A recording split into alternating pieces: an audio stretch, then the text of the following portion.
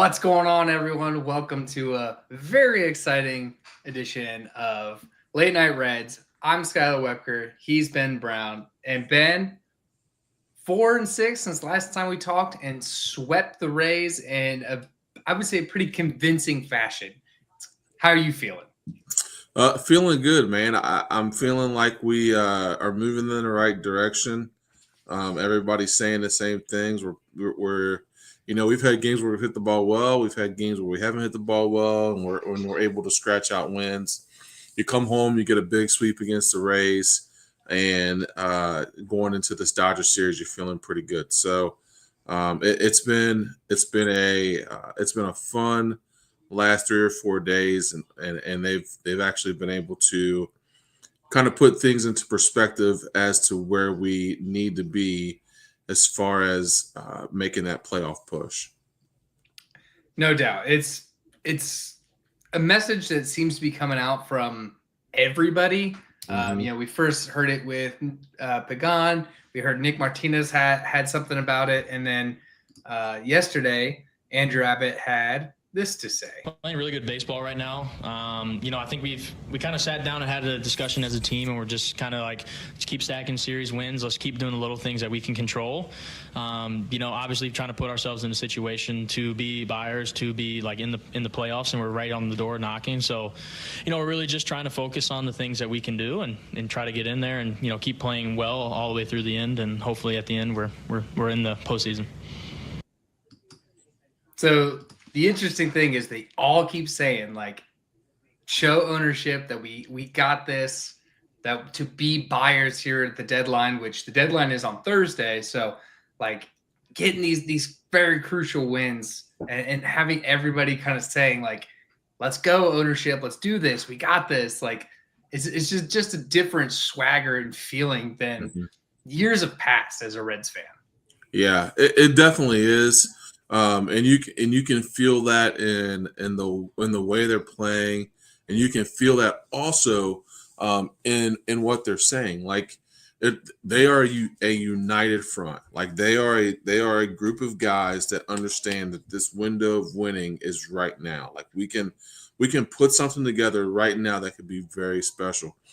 And they've all said the same thing, from Abbott to Pagan to Ellie to McLean to all these different guys have said the same thing. Just give us an opportunity. Just give us a couple guys where we need help, and let us make a run at this thing so that we can make the city proud. We can make our fans proud. We can do all these different things that we know we are able to do.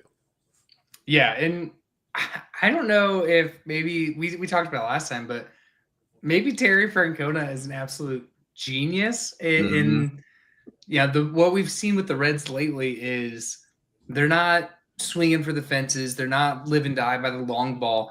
They're slapping the ball all over the field, slapping the ball opposite way, really playing small ball with double steals, hit and runs, bunt base hits. They're really playing that small ball. And I wonder if, that's on purpose in the sense of nobody's hitting home runs. You got to go get us somebody. Like he's trying to put an exclamation point on it.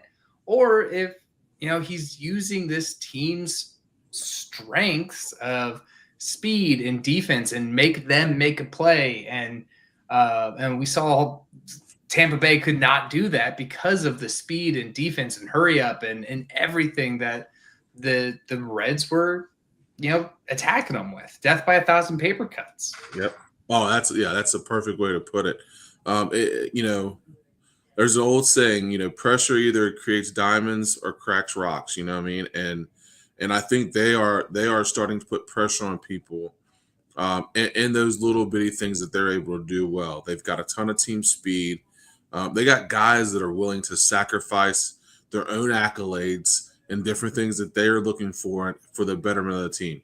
Could Ellie get up there and swing for the fences every day? Of course he could. I mean, he's Ellie De La Cruz, one of the most talented baseball players around. But, just like you saw last night, he comes up there, he gets down 0-2 in a hurry, battles back to a full count, pops the ball right into the center field, and we score 2 runs, we take the lead. Those are the little things that you're starting to see. We had back-to-back bunts. I mean, I think it was like Steer and McLean or Steer and somebody had back-to-back bunts where we were able to move guys over and get people on base and force those guys to make plays. It's those types of things that when guys are buying into what you're selling and guys are buying into the manager and the philosophy and wanting to win by any means necessary, they're going to do those little things in order to put wins together. And it's cool to see, because for so long we've seen a disjointed team where some guys are about this, some guys are about that, some guys are about their stats, some guys are about not striking out, some guys, and it was so disjointed, and now everybody seems like they feel like they're on the same page, and that page is let's play small ball, let's run, let's put pressure on people. And hopefully our ownership gets behind us and provides us the things that we need in order to get us over that hump. Yeah, and it's not just us saying this. I mean, Joey Gaditza, friend up north, says, go get a middle of the order thumper. Pat McGooch, give me a middle of the order bat, as a typo, but both work. So, I mean, we agree. I mean, it's get a guy that just – I can't even say a little more consistent, because these guys are really starting to turn it around and heat up, kind of all gel at the same time, which is great. But how much more dangerous does this lineup look if you have a big thumper in there, like a Eugenio Suarez, Lou Bob, who, hey, we don't need Lou Bob to get on base ever. Like, his only job is to get up there and swing for the heavens. Mm-hmm. Yeah, it makes a difference, because you've got guys around it that are starting to hit for more contact and get on base. And you just need that threat. You need that protection in your lineup where you have a guy that can come up there and just change the switch situation with one swing of the bat. Ellie, of course, can do that, but right now Ellie is it's probably the smartest, the biggest change in Ellie, like his approach and the way he's attacking pitchers and pitches. It's the best he's been since he's been in the majors. I mean, it's the way that he's able to battle counts, the way his strike rate is down, his swing rate is down. Like the things that he was able to do bat after a bat after a bat, and force pitchers to make really good pitches to get him out. It's really cool to see, but it's also it's the other guys too. Like McLean is starting to play well. Spencer Steer is still there.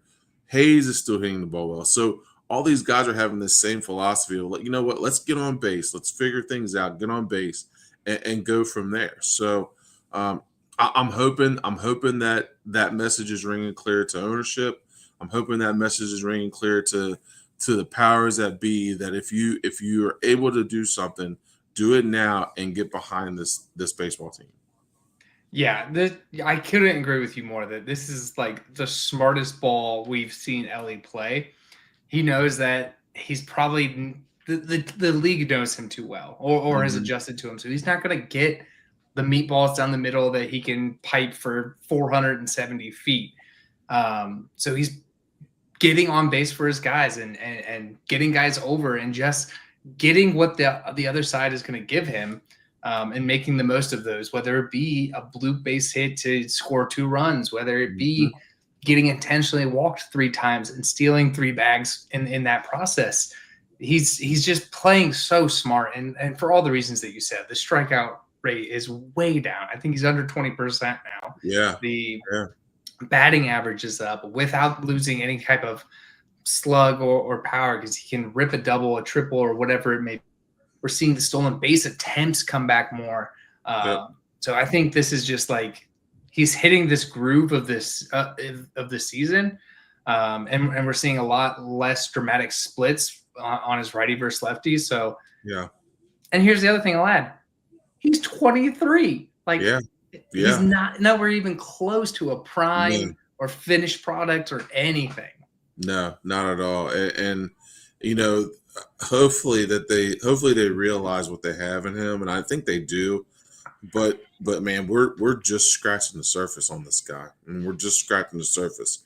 And I kind of feel that way about him. I feel that way kind of about Matt McLean too. We're just scratching the surface on what he can be, and he was in a really, really bad place. But the key to watching a guy battle from that kind of slump to where he is now shows you what kind of player he can be when he starts to put it all together and get those things where he's matured at a Major League Baseball level. So we've got guys in our lineup that are just scratching the surface, and I'm hoping that we can keep that core together and put some pieces around them and do what we need to do. I couldn't agree more. I think, Brandon puts in here like this Ellie is still unprotected without another power bat, and I kind of agree with that. I still think we are very reliant on him to be the power bat on this team. But I think just everybody being a contact hitter, like imagine a lineup 1 through 9 of Steven Kwans. All they do is get on base. That's pretty potent. Yeah, it is. It does, and it puts a lot of pressure on. It puts a lot of pressure on the defense. It puts a lot of pressure on the pitcher that's on the mound when all those guys are looking to do is make contact. They're not going to swing at outrageous pitches. They're not going to swing at balls that are out of the zone. They're going to be disciplined. They're going to swing at pitches that are strikes. And yeah, they're going to put a lot of pressure on your team because they're so disciplined at the plate. And what they're trying to accomplish is not hit home runs. What they're trying to accomplish is get a guy on, get him over, and get him in, and get on base and move guys around. So it's a really fun philosophy to watch, and it's a really fun thing to see when everybody buys into that concept.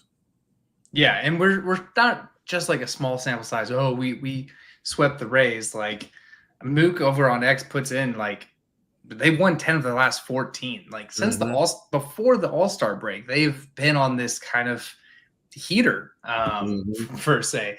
I think they've been rowing in this direction, and we're seeing the fruits of the labor on it. Pat puts in here like what power bats do we like? He would jump off his roof if they got Yandy. I don't. So Yandy is a good target. I think I would prefer Spencer Steer just be at first base because ever since they kept him at first, said you are a first baseman, he's been lights out defensively and at the plate. I think there's room at third base and clearly our outfield. So if you can get Yandy to play third or even leverage him in the DH, I think that's a great option. Joey Gaditza, Ward, and Lou Bob. Taylor Ward is an interesting one. Somebody in our Slack channel put an interesting idea. Go get Joe Adell and Taylor Ward from the Angels, which I like a lot. The Angels aren't ever going anywhere, it seems. Yeah. And they've had a bottom 10 farm system for a decade plus now. So they don't have a lot of top-end talent, where I think the Reds could shed a lot of their top-end talent to get some of these guys. Yeah, no, I agree. And it's that delicate balance of, and we've talked about this before, like it's the delicate balance of what do you want to give in order to get guys in here so that we can win.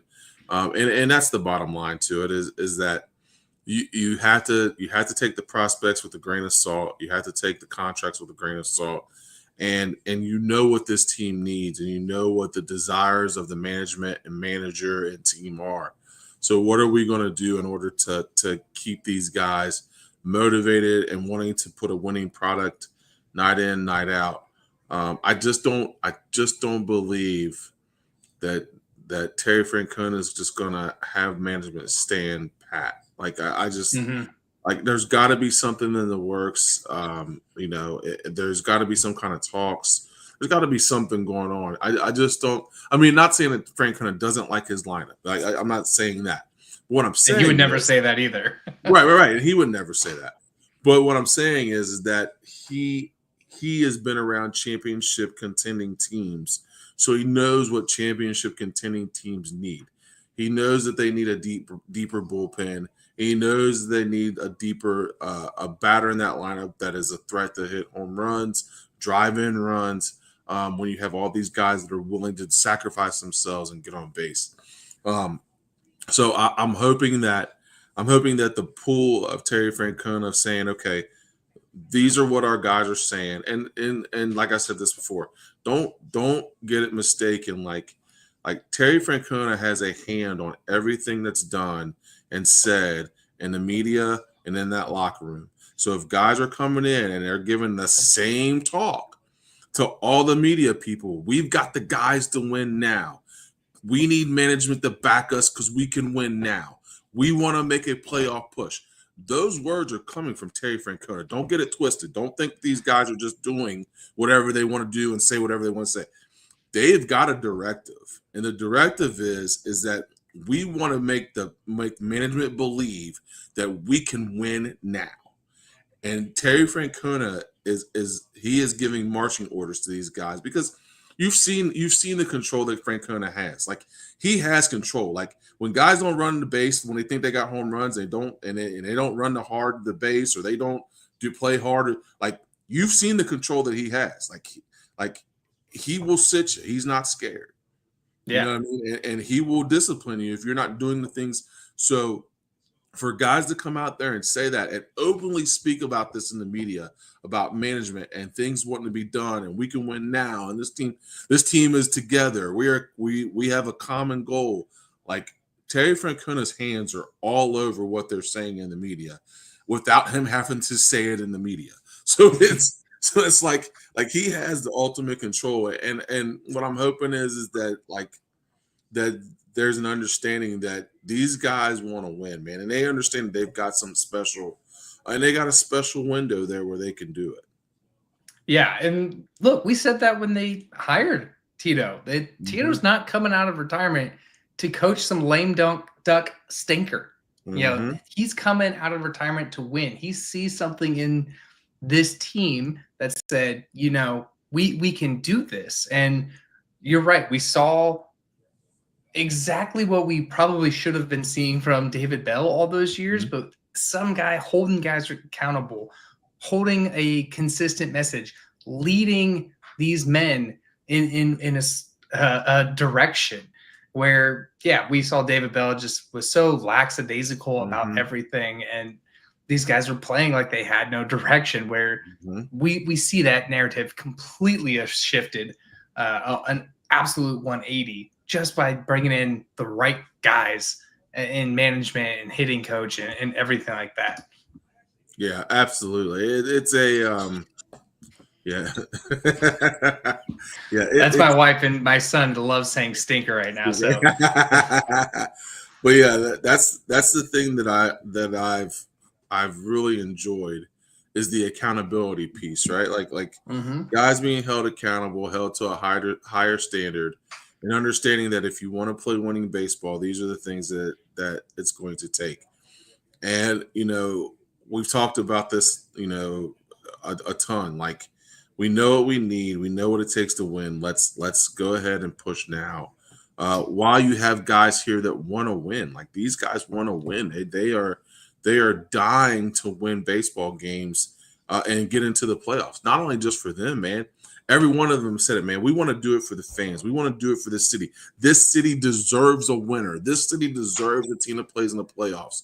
And management has to understand that. Like, it's not about them. Of course, they want to be there, but it's like they understand how big it is for the city of Cincinnati, and how much we've desired and craved a winner. Like, we just want a team that there is going to be consistent and go out there and have a playoff possibility and are going to play the game the right way.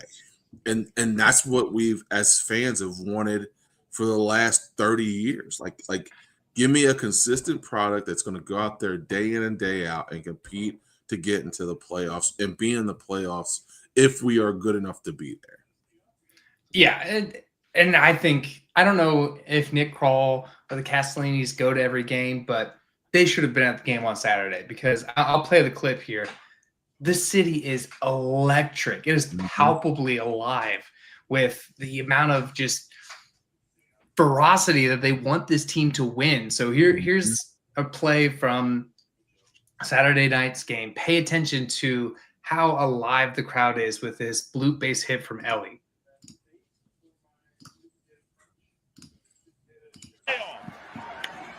Flair to center.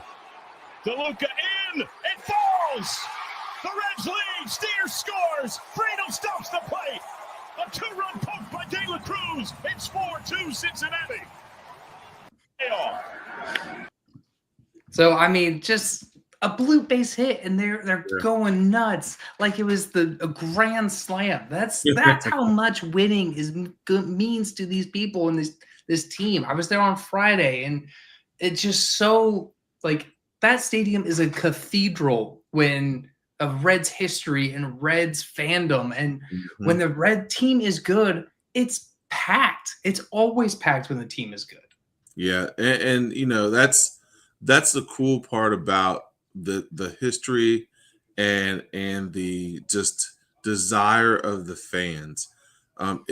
If you win and you build it to win, we're gonna come. We'll be there, and we'll support, and we'll get behind, and we'll cheer, and we'll do all those things that make what makes the city of Cincinnati a wonderful baseball town.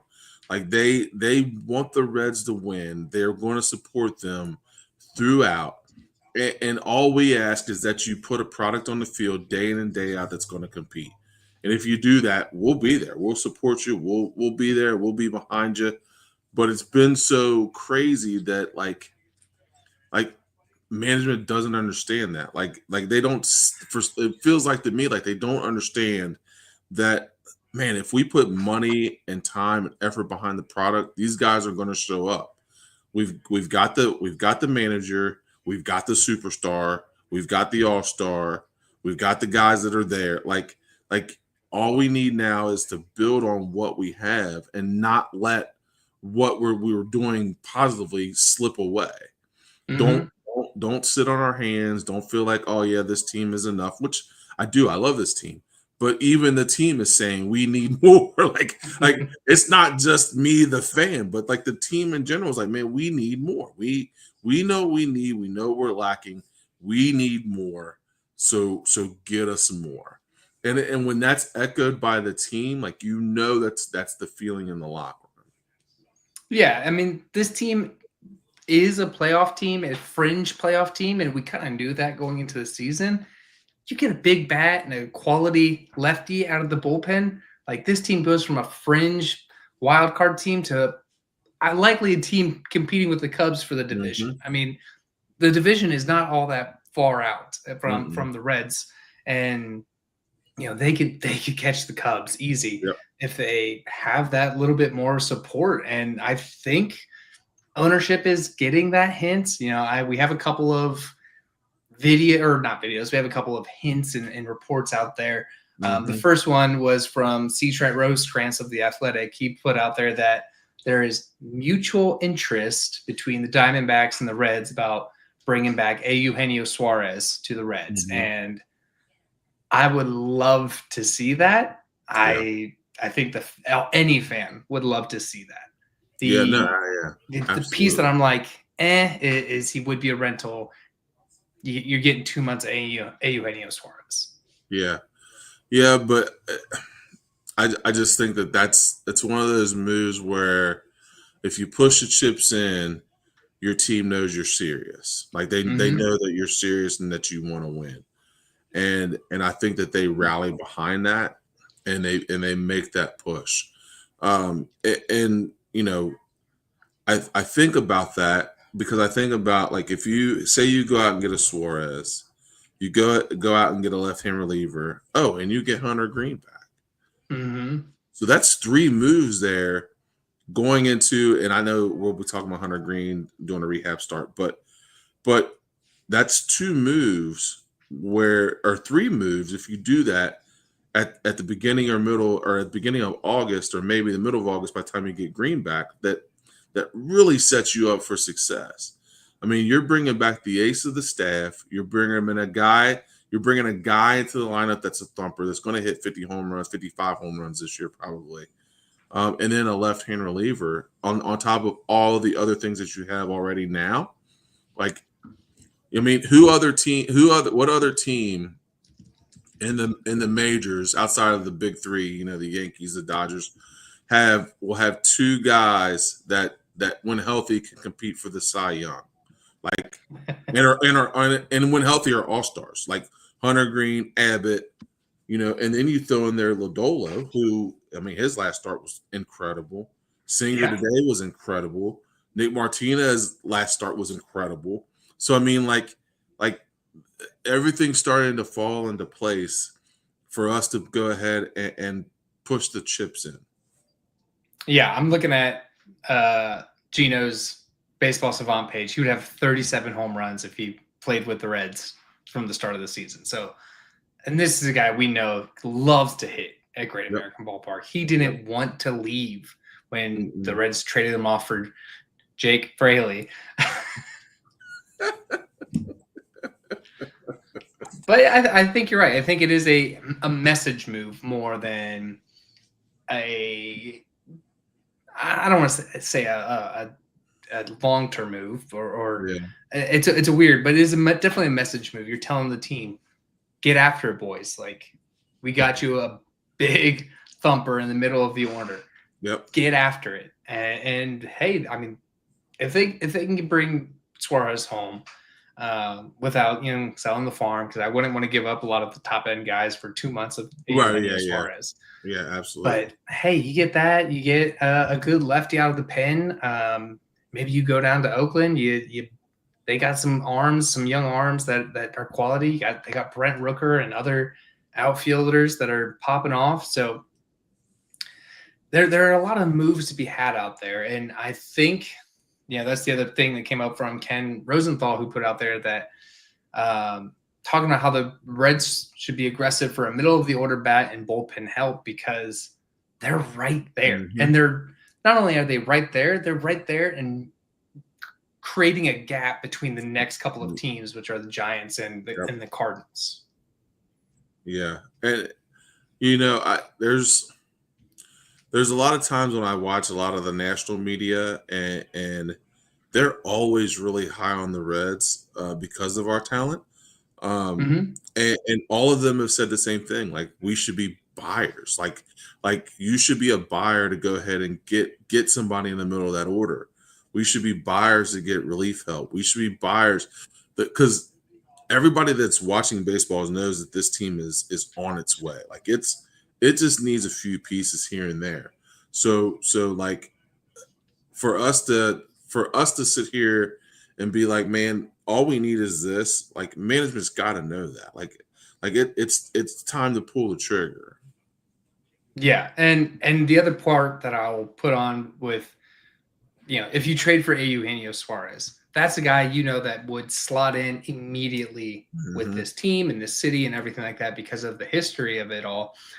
Versus there are times where you trade for a guy and they get shaken up because they were maybe traded for the first time in their career or something like that and aren't able to produce the same once they get to your team. So now that I'm thinking about it more, I love the idea of bringing Eugenio Suarez back if they can make it happen and find whatever package is right. It sounds like they're probably one of the leading teams in that race now that the Yankees have kind of made their couple of moves with the Rockies and the Nationals. Mm-hmm.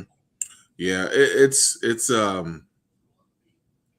I would really hope that they would make it work. Like you said, though, for a rental, I don't want to lose too many prospects. But I would also like to have his bat in the middle of our order, and I would like to have his veteran presence in our room, because from all I've heard is that he was a really good guy in the locker room, that he's a positive dude, and he loves this city. Like you said, he didn't want to leave. He loves this city. He loves this baseball town, and I think that he'd be a guy that you'd bring in. And like you said, he was good vibes only. So I mean, it'd be nice to have him back into that lineup and slot it in and provide a little protection for Ellie. And don't get this mixed up. We are not prospect huggers. We're not keep all the prospects or anything like that. But just thinking logically, you're not going to give up a Sal Stewart for 2 months of Eugenio Suarez. Right. Yeah. And I think that's probably where they're trying to be smart about what the move will be. Because you don't. I mean, you still have to keep some kind of future. And like you said, we're not guys that says let's hoard all the prospects. Like we're not those guys. But we do have to be smart about what you're doing, and there's got to be a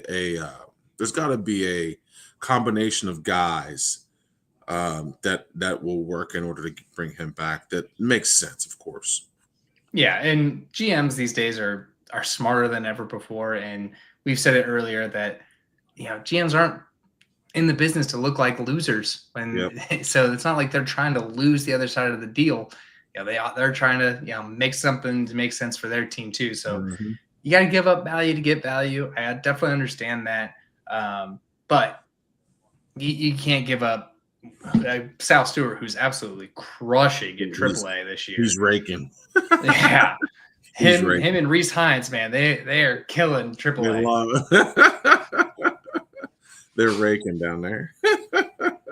And we may see Reese Hines later this month because TJ Friedel will be on paternity leave about the end of the month. Oh, yeah. So Reese Hines might get another chance, and if he can just be a little more consistent, I think that deepens the Reds' decisions either going into next year, finishing out this year, or anything like that. Because I would love to see him be a consistent piece in this team because he's phenomenal once he's in AAA, but he hasn't seemed to be able to make that leap between AAA and major leagues yet. Yeah, I mean, he can absolutely destroy baseball. So I'm hoping that connection starts to turn the page and turn the corner where he can be more consistent on the major league roster because he does. I mean, he hits the tar out of the ball. So we just need that. We just need that up here and not down in AAA. Yeah, he should be hitting balls to Louisville, not from Louisville. Not from Louisville. But yeah, you kind of touched on it. We got updates on Hunter Green. He has begun his rehab assignment in the Arizona Complex League. 2 innings pitched, 0 hits, 1 walk, 4 Ks. Pretty good for a guy that's missed months of baseball now. So I think you're taking a look at how he responds from that, and then starting to stretch him out so that he can be ready to go once he gets back up here. Yeah, that's a positive sign. When a guy hasn't pitched in months or so, and he comes in and does that, and the biggest thing will be the after effects. Hopefully, he doesn't have any pain or soreness or anything like that to where they have to push his other starts back or anything like that. So if he's feeling good, which is nice, then we know we're heading in a positive direction. But man, to get him back with the way our other starters are pitching, I mean, like that'll be something incredible because he's like before he left, of course, before he got injured, he was the best pitcher in baseball. Yeah. And if he can come back to that form or even somewhere close, then we're going to be all right. We'll be all right. We'll make a run at it. Yeah, and this pitching staff has been great. So it's not like you have to rush him back, like to make this final leg of the push. Like these guys have been dealing. Like even the rookie that you called up, he's had a couple shaky innings here and there, but he's been fairly good and consistent for being drafted 14 months ago. Like he's looking great out there. Yeah, my biggest thing with Burns is I hope people are patient, because man, if people can go back and remember Hunter Green's first 10 starts, like it was the same thing. Like he came in, set the world on fire. 3rd inning, people started to get hit. He give up 4 runs, have 3 walks, and people were like, oh my gosh, but he'd have 12 strikeouts. So it's that learning how to pitch on that level consistently day in and day out. That's where Hunter Green started to make strides when he started to learn, okay, I don't need to strike everybody out. I need to develop a second pitch. I can use this and rely on this to get strikeouts, then that's when Hunter Green learned how to be a professional pitcher. Burns is still going through those growing pains of, man, I'm just stronger and bigger, and I'm trying to just throw hard past everybody, which as a kid that just got out of freaking college is going to do. Like that's just, I mean, he's just a young lion that's trying to figure it out. So he'll get it together. The best thing that'll happen to him is for Hunter Green to get back into that dugout with him, because I see a lot of similarities between them and how hard they can throw, and relying on that, and then trying to figure out how to become a major league pitcher and not just a hard thrower. But I totally think he'll be fine. That's why he was picked 2 in the draft. I mean, I'm interested in the difference of development approach that Tito is taking with Chase Burns than he did with, Carson Spires or Chase Petty, where those guys were kind of short leash, thrown in when needed, bullpen. They said, get after it to Chase Burns. I mean, first major league start against the Yankees, then to Boston, the Red Sox, then to that start and I think he had to start in Philly. Yeah. And then tomorrow he's going against Yoshinobu Yamamoto and the Dodgers. They threw him to the wolves. And to his credit, he hasn't died. No, not at all. The biggest thing when you look at a kid like Chase Burns is that he's a competitor. Like he wants to get out there. He wants the ball. He wants to pitch against the best. He wants to be the best. And it's just that he's, like you said, he's 14 months removed from college. Like that doesn't happen every day, where a guy comes that fast and moves through everybody so quick and gets through AAA and AA and single A, and now he's pitching in the majors, and it doesn't happen very often. So you have to give him time to grow. But the cool thing about it is that, like I said, the kid wants the ball. Like he wants. He's not shying away. He's not making excuses. He's not hiding behind his manager. He's not hiding behind the pitching coach. He's not saying, "Oh, well, I wasn't ready," or "I like." He's not hiding at all. Like he's going to go out and give you everything he has for however many innings that you have in there, and he's going to give you his absolute best. And when you're talking about a kid that's a competitor like that, then he'll start to figure things out where he can start maneuvering around lineups and doing some different things, and starting to develop to be a pitcher and not just a thrower. Yeah, and look, we saw that with all of the guys that have come up with the Reds. Lodolo had that for a while. We've seen Abbott, who kind of flirted with it, and now he is the pitcher's pitcher. I mean, he looks fantastic every time he takes the mound. That's that. You're absolutely right. That just development on it, the maturation, the time it takes time to be a major league pitcher, and he's getting every opportunity and showing that he, like you said, wants it, earned it, and is until he proves that he can't do it, they're going to keep putting him out there. Yeah, no, absolutely, and to their credit, like they've.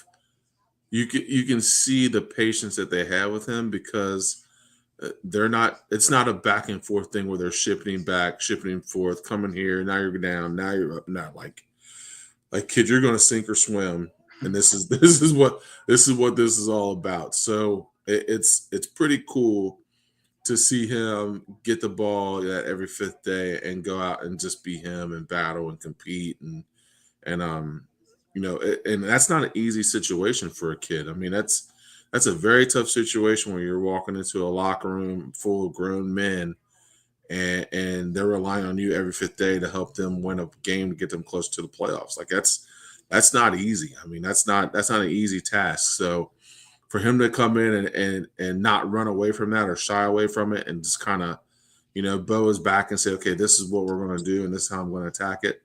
I love it, and he'll be better and better every start.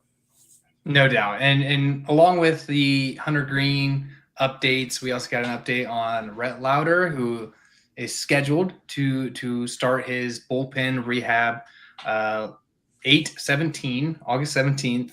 So that's another guy that, hey, if you get him back and he's able to be a little bit something, you can try him out a little more in maybe say September. But at this point, I wouldn't trot him out as like a key piece in that rotation just because of missing so much time. I think that's something that we saw Matt McClain this year. Like he missed an entire year of baseball, entire year gone, no training, no hitting, no nothing. And that's when we saw the big old slump. And then now, I mean, he's brought his batting average. I think he's up to like almost a 230 average after living in the 180s. Yeah, I'm hoping that they have a little bit more patience with Rhett Lauder because it's a difficult spot. And honestly, like as far as like starters wise, you're not desperate for him.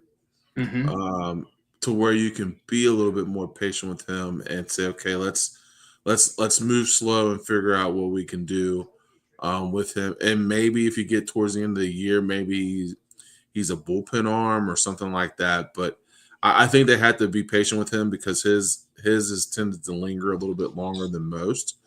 So I'm hoping that they take their time with him and let him come back at a slower pace where there's really not a rush where he's needed. Yeah, I agree. I think he's not needed right now. These guys are dealing on their own.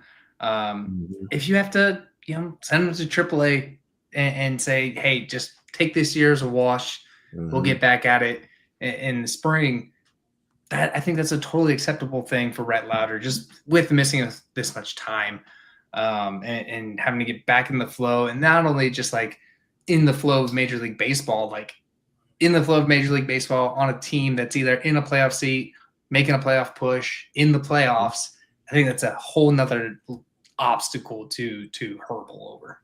Oh, absolutely. I mean, if we haven't learned anything, baseball's hard.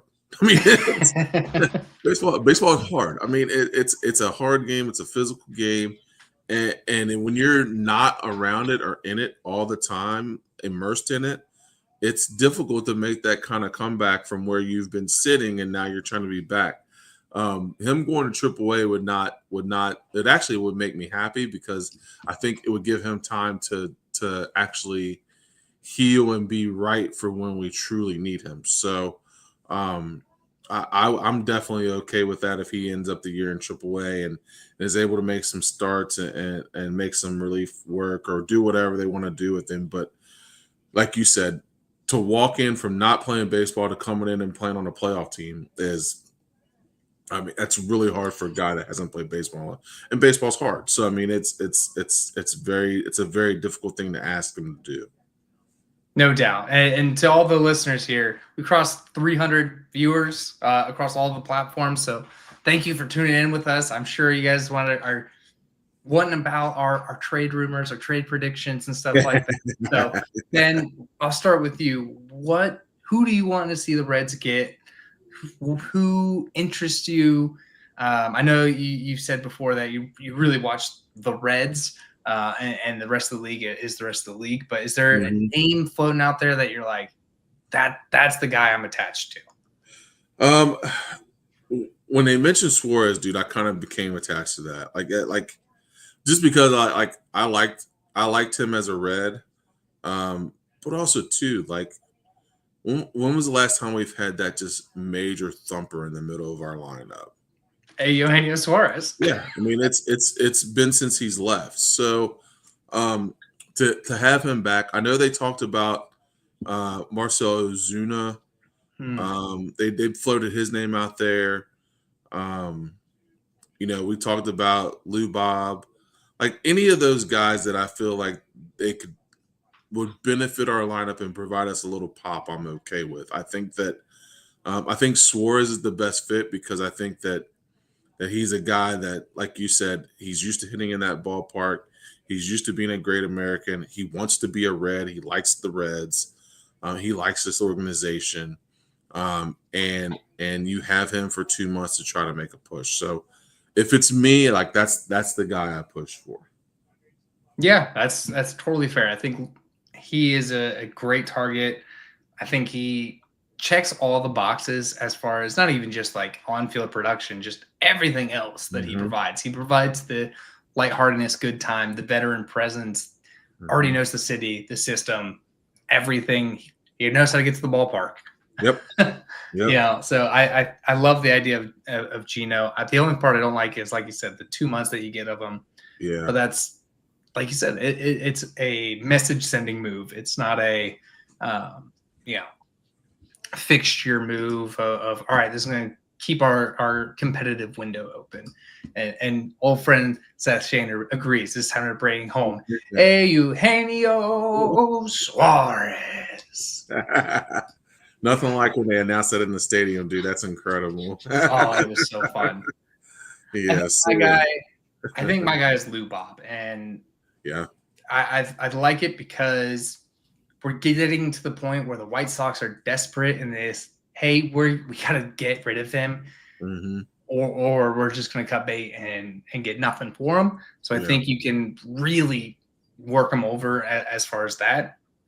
And I kind of had this mini rant about O'Neal Cruz in our Slack channel, but I think Lou Bob falls in the same thing of like, look how far he's gotten with no development around him. Nothing. Yeah. Nothing. He plays in a cavernous ballpark, and for the White Sox, the team that has no direction, has had no direction, has had no player development. I mean, think about the last really good White Sox that has come out of there.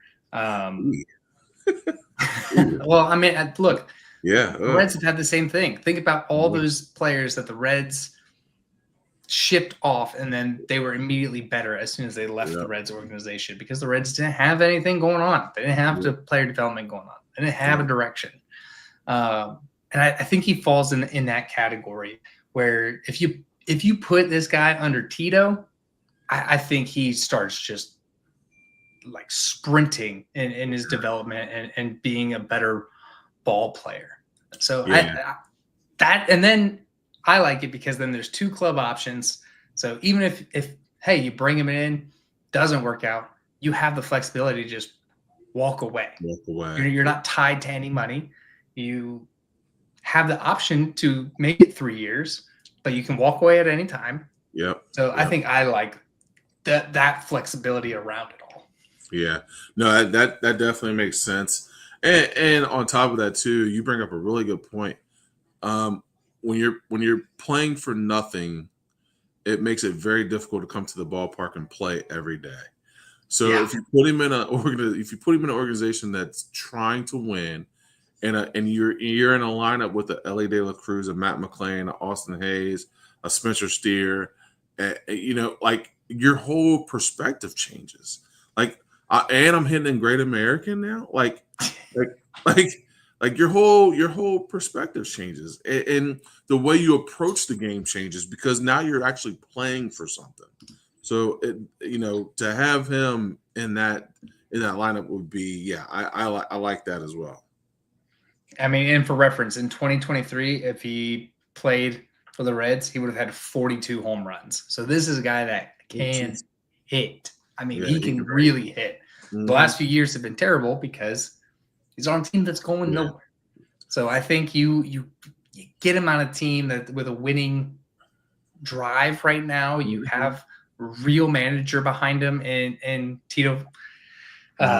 And we saw that Tito can correct any attitude.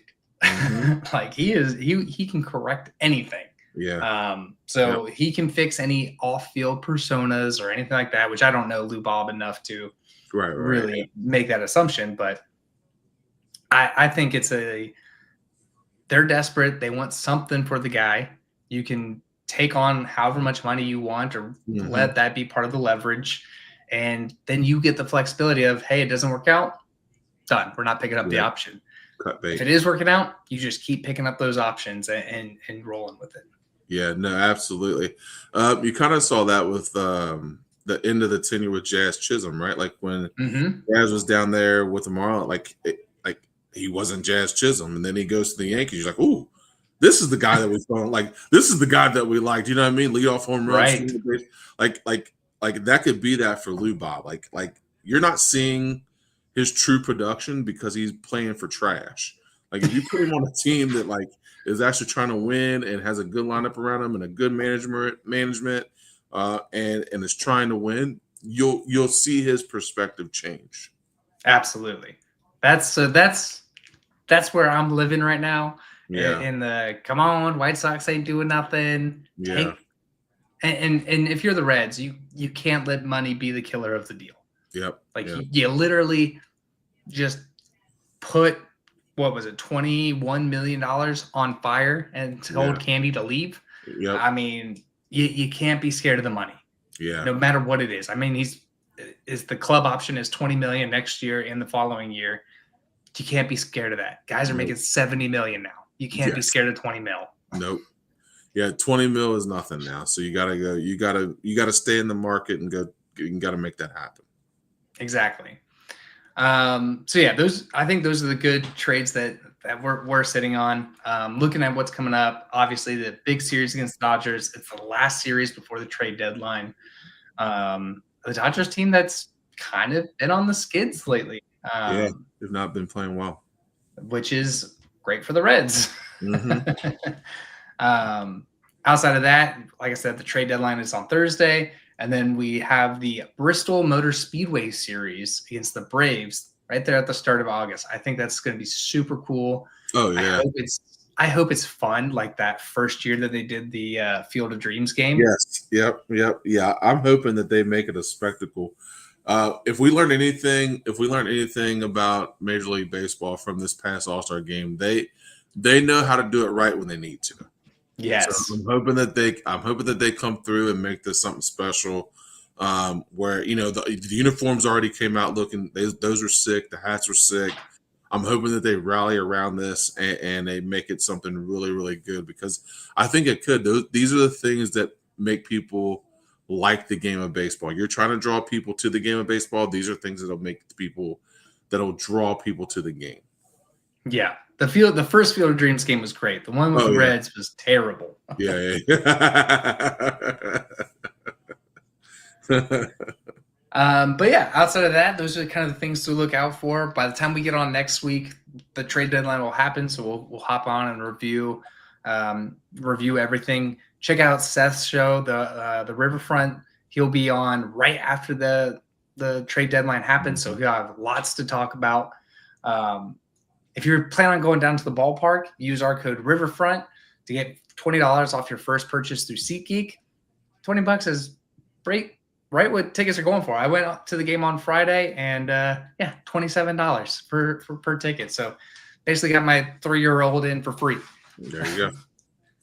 We encourage everybody to join our ever-growing family of Cincinnati sports fans and to support the podcast on Patreon. It's patreon.com/riverfrontcincy. We also want everybody to subscribe to our YouTube channel to catch latest episodes, not only of Late Night Reds, but also the Riverfront Reds Show and Welcome to the Jungle. Follow us on Twitter, Instagram, and Facebook. And please subscribe to the audio version of the podcast for free. We're on all the platforms. You pick it, we're there. And give us a rating and review over on iTunes and elsewhere. And hey, tell a friend, be a friend, tell a friend. We're just Red fans. Want to make a good show for other Reds fans. So let us know what you want us to talk about. The chat is always lively. The people are always friendly. So for Ben and myself, good night and go Reds. Go Reds.